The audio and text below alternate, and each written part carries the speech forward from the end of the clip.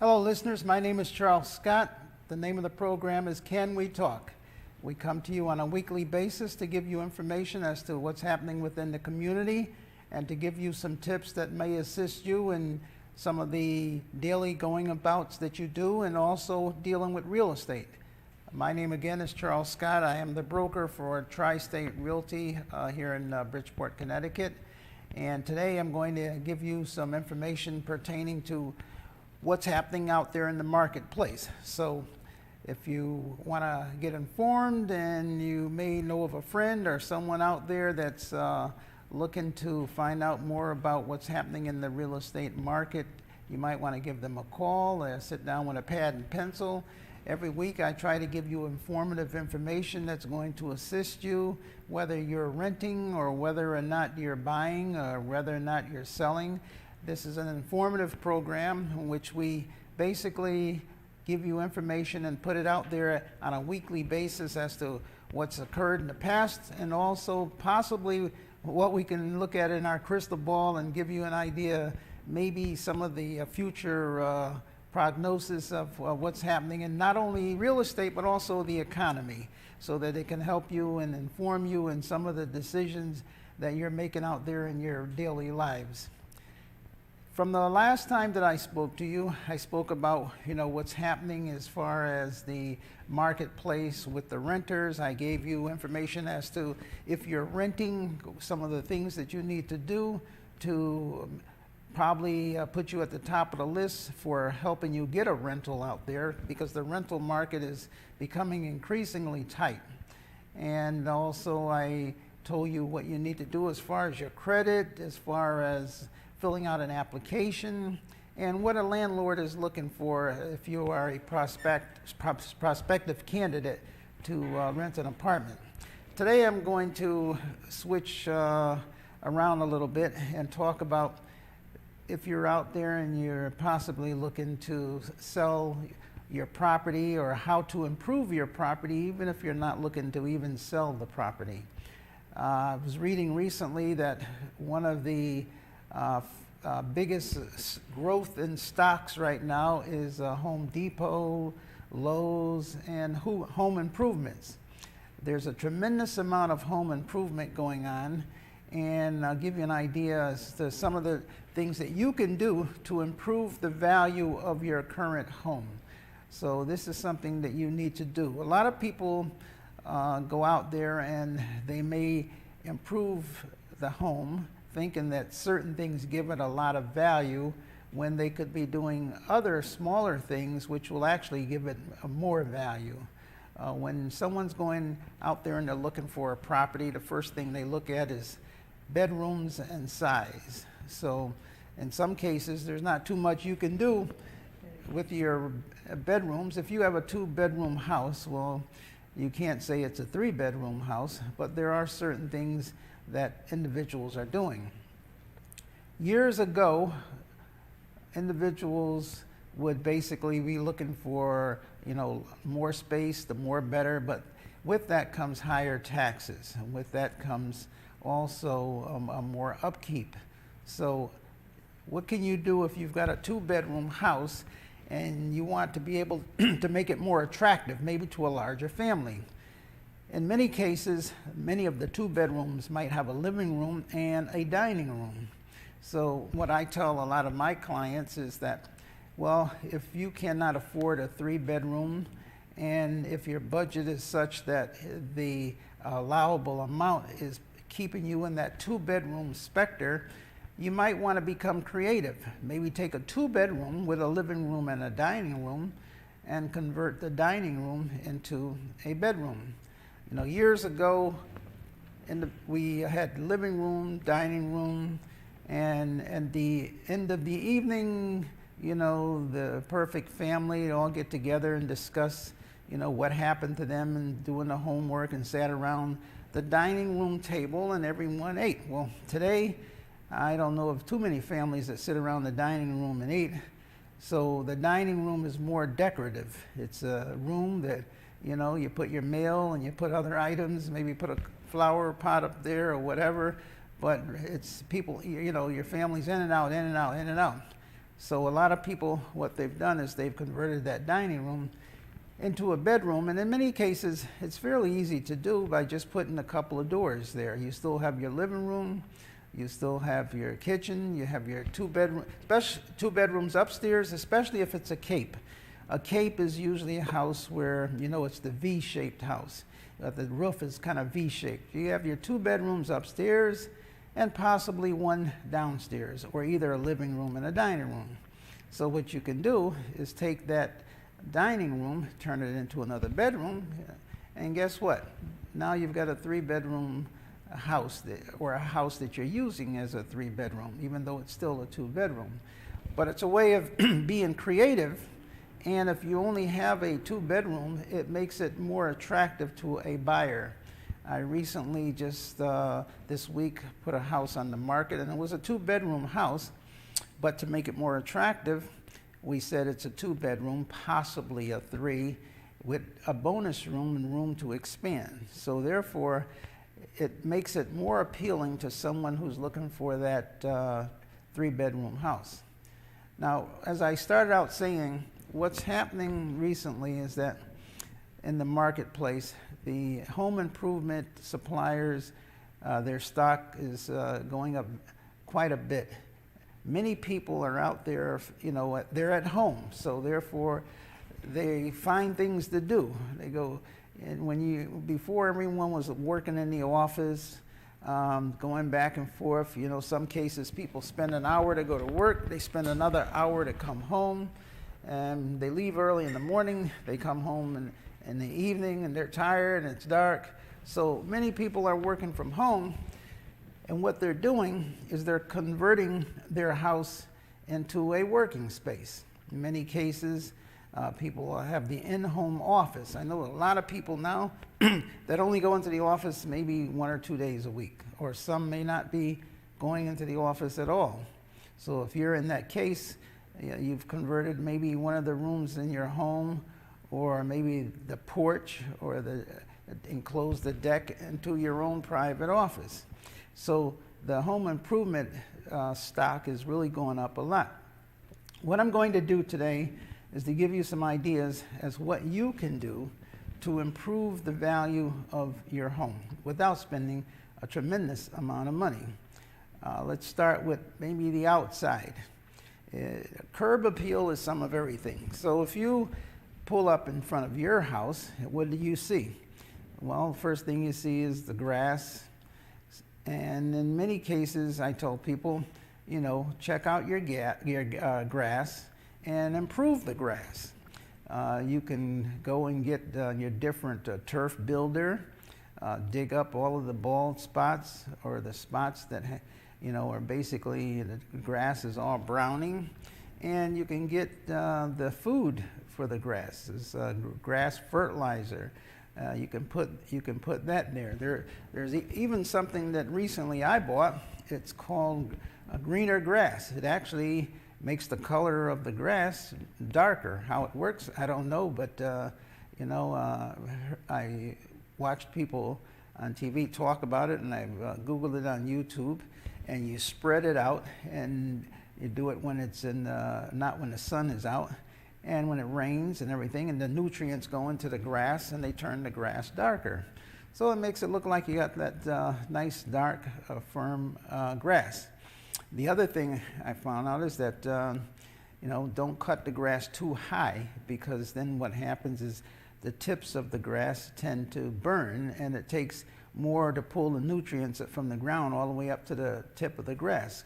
Cut it kind of low so that the grass will actually insert the nutrients and grow a lot better, and water the grass. So now when you pull up, you know, your grass looks really nice. The outside of the house, you can improve it by, if there's chip paint, or you have a lot of defective areas of the property on the outside, you can repaint it. A good thing is, recently had a client who had a 3-family house, and if you took a picture of before and after, it's night and day.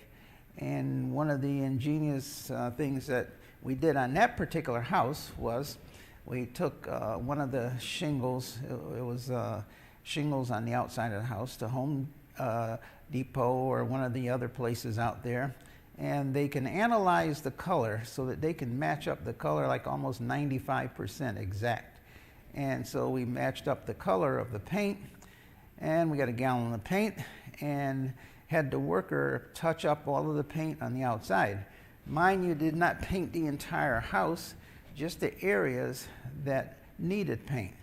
And if you stepped back from the house, you'd never even know that those areas were the areas that were imperfect. It made it look like the whole house had been touched up. So this is a way that you could do that with your house. You can take something as small as a penny, a little piece of the old paint, into a paint store. They'll put it under like an X-ray machine, and they'll make a color and mix it so that it almost perfectly matches the color that you have on the outside. So now you can paint only the areas that you need to paint. Sometimes the sun comes across and the sun only hits those areas that are not shaded, and it makes the paint dry up and chip. So that's an easy fix for doing the outside of your house, and it will add thousands of dollars of value to your house without you having to do a full-fledged painting. The other thing you can do, I had another client recently, I suggested that they put siding up, vinyl siding. In that particular case, they were thinking about painting, but the outside of the house was kind of deteriorating to the point of where there would have to be a lot of replacement of the tiles, a lot of scraping and whatnot. So in that particular case, it was much easier to put new siding up on the outside of the house. Or in some cases, you don't have to side the entire house. You could side a portion of the house, the upper part, paint the lower part. You can get creative. In other words, anything is going to look a lot better than just leaving it the way it is. And like I said, this is if you want to add value or if you want to sell your house. What a lot of people do is they have me come out and look at the house, and they want me to analyze it. And I think I do a lot of that, and I give them ideas. And they say, give me an idea of what I have to do to increase the value of my house. And they may want to sell, they may not want to sell. In some cases, they may want to refinance the house to get a lower rate. So therefore, remember, when the gentleman comes out or the bank comes out to refinance your house, they're going to send the appraiser out. So if they send the appraiser out, then the appraiser is going to give a value of the property. And when you refinance the house, in some cases, they will only refinance it for a certain percentage of the value of what it's worth. So if I can show you how you can improve the value before you call the appraiser out there, then it's going to make it look a lot better. For example, let's say you're selling your car and you bring it into a used car dealer and you want to trade it in. It's all muddy and tires and rims are all muddy. The inside looks a mess. Or let's say you take it to the car wash, have it detailed and shine it all up, do the tires, vacuum the inside out, bring that same car. You're going to get a completely different value. And what did it cost you? Maybe $100. Maybe $100 to add $1,000 of value. So we're doing the same thing here. Only thing is we're talking about a house. So these are some of the things that you can do to increase the value of that particular house. This is on the outside of the house. The other thing that you want to do is, if you've got the older windows, you might want to paint the outside of the windows and some of the chip paint. Eliminate the chip paint, scrape it down a little bit, paint the outside of the windows, and this is going to improve the value greatly. One other thing when we're talking about the outside that also I've recommended that someone do recently, and it worked out fantastic, because the appraiser was coming out, and I said, you definitely got to paint that deck that you've got and the garage in the back.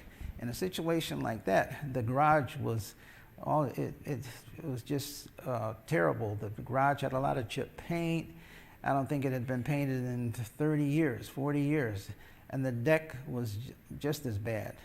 And if you looked at the pictures of before and after, it's like night and day. And after it's painted, you'd never know what it looked like originally.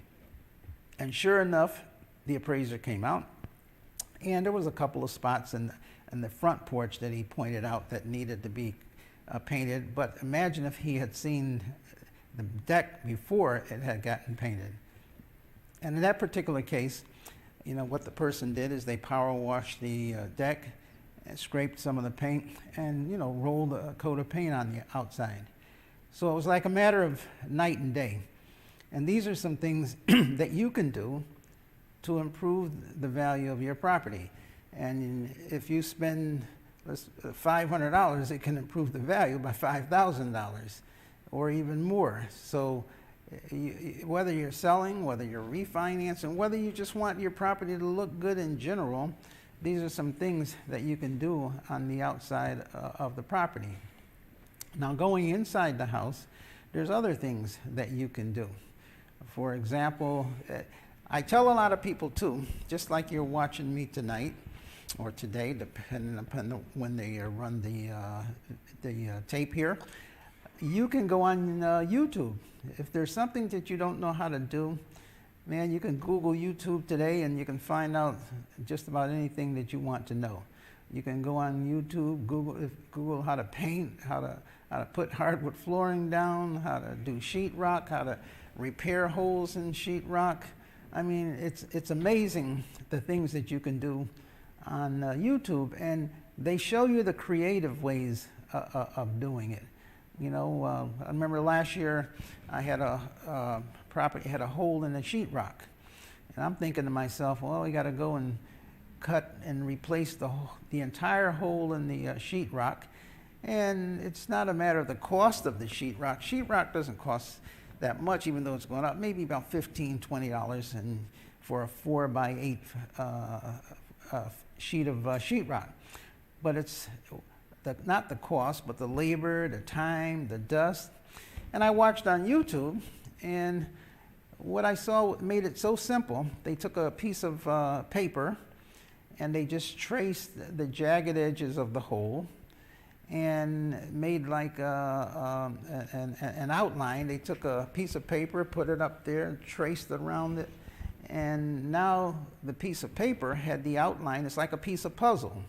Then they took that piece of paper, put it on top of the sheetrock, took a pencil and traced the piece of sheetrock, cut the piece of sheetrock out exactly like that cracked hole and the jagged edges of the hole, and placed it right inside there and put the putty and sanded it down and painted it. And I was like, wow, that's ingenious. Instead of replacing the entire piece of sheetrock, by doing it that way, it's like 1/5 the time, looks just as good. You don't have to worry about all of the nails, the dust, the dirt, and all of that. You just inserted it like a piece on a puzzle. Think of it that way. Sand it down and paint it. So you see, and I got that idea from watching YouTube. So there's many things that you can do by watching YouTube. So inside the house, let's say we're going to improve the inside of the house. You know, watching this segment is something like watching this old house. I'm going to give you some ideas as to what you can do to improve your house to make it more valuable if you're looking to resell it, or if you're going to refinance it, or again, like I said, if you just want to improve the house to make it better for your own thoughts and people coming over.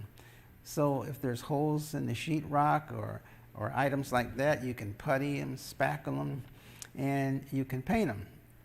The other thing they have out there is if you had let's say the ceiling was dripping and you got brown stains, there's a paint, and then there's what they call easy kill.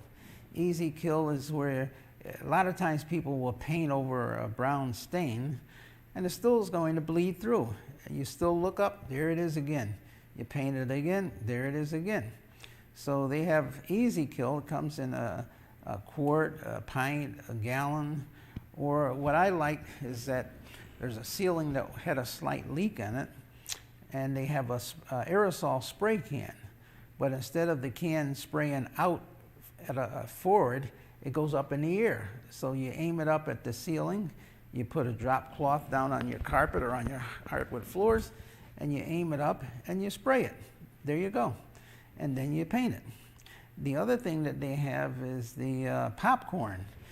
Now we call it popcorn because years ago, it was popular, and it's a porous looking surface. A lot of the ceilings had the popcorn ceilings. And back in the old days, if you're a landlord and you have the ceilings and the ceilings are cracked, one of the things they used to do is they would spray the ceiling with the popcorn paint, and it would give it a nice design, but yet hide all of the cracks. And it looked, expensive. Like in those days, people today don't really like the popcorn ceilings that much, but many homes still have it. And because it costs more money to do that versus just a plain flat-looking ceiling, so people actually paid more money for the popcorn ceilings. But today they have spray. It comes in a spray can. You can actually spray it right up on the ceiling, and you can, especially if you got a ceiling the ceiling could be perfectly intact, but it's just over the years got cracks in it. So you could put that popcorn paint up there, and it makes a nice design. The other thing people used to do is they would take the putty. They would smear the putty up on the ceiling and get a sponge, and take the sponge and make circular designs. And you'd go into someone's home and it'd be all of these circular designs up in the ceiling. And craftsmen used to do that. So people would actually pay more money for that. But if you've got an older house, maybe it's a rental, and you want to decorate it up and not spend a tremendous amount of money taking down the ceilings, it's a quick fix, looks nice and attractive. So that's another way. What I'm trying to do is to give you some ideas to be creative and to fix up your house without spending a tremendous amount of money. And there's different types of paint that you can get, and you can same thing on the inside. You can have some walls that get a lot of wear and tear, and some walls that you would never know, they're like completely brand new. You can take and match that paint up and paint those walls that need all of the wear and tear. And there's different types of paint too. There's the enamel, there's the gloss, there's the flat. You got to get familiar with these terms when you are fixing up your house, or if you're buying a multi-family house and you want to improve that multi-family house. You've got to get familiar. I'm amazed at some people that buy rental property, multi-family homes, and they don't have a clue as to repairs because they've rented all their life, and so they don't know anything about different types of paints. And when I was 23 years old, I was managing over 13 different apartment buildings, and I had about 8 different apartment buildings with tenants, and I was, you find out quick, on the ground training, how to do things when you're working from morning to night and dealing with fixing up properties, and you want to keep your tenants happy because, they're the ones paying you. So I always tell everybody, always keep your tenants happy and always be on the site, because there's always something that's going wrong. And by keeping them happy and making repairs instantly and giving them really nice, beautiful apartments, it'll make your life a lot easier. So you learn how to do all of these different things. In those particular days, it was, going around fixing the properties up, making repairs, and constantly being there. So with the paint, there's different types of paint. If you're painting a flat, using a flat paint, then a flat paint it's a dull looking color. In other words, looks nice, but it's not shiny. Back in the old days, they used to have oil paint. Oil paint was extremely resistant because, basically it was oil, but when it took a long time to dry. It And it had a smell that you couldn't stand. You had to put up all the windows and wait a couple of days for it to dry because it was basically oil-based. But it was durable. I mean, you could wash it 1,000 times and it looked like brand new, no matter what, no matter how many fingerprints. It was oil-based paint. They don't make that anymore. I don't know if they, I think they possibly do, but you can't just go in the store and ask for it. They order it for you and all that. They use what they now call gloss or a semi-gloss. A semi-gloss and a gloss, it does basically the same thing, and it's shiny, durable. It's usually good for a multi-family house, and for a family, if you have a lot of children, you know, children, commercials on TV, the washing machine commercials, they're always spilling ketchup on their clothes or coming in, and you know, there's always that commercial where you see where these guys cleaning up the countertop or something spilled. And so if you got a walls and the walls are constantly getting fingerprints or getting something on them, gloss and a semi-gloss is a type of paint that you want to use, because you could easily just wipe it off and make it a lot easier. And so get familiar with these terms. Go to YouTube, learn the things that you need to do to make your life a lot easier and improve the value of your home. Next time I'm going to continue. I'm going to give you a whole lot more tips as we move through the house. It's like I said, this segment's like a little bit of This Old House, but I want to show you how you can improve the value of your house. And this is what I do. Many times people call me up and they say, I want a market analysis. I go out, look through the house, take a pad and pencil, and I point out all the different things in that house that they can do. And it amazes me how people don't do that. There's no fee for that. There's nothing. I'm just giving you my opinion and my experiences of doing this for over 40 years, of being out there in the field. So again, I hope I was able to give you some information that will help you. No matter what you're looking to do with your particular property at a low cost, and feel free to call me for some suggestions or some ideas to help you, no matter what it is that you're looking to do as far as pertaining to real estate or any other ideas or financial that I can assist you in. Again, my name is Charles Scott. I'm the broker for Tri-State Realty, and until next week, God bless.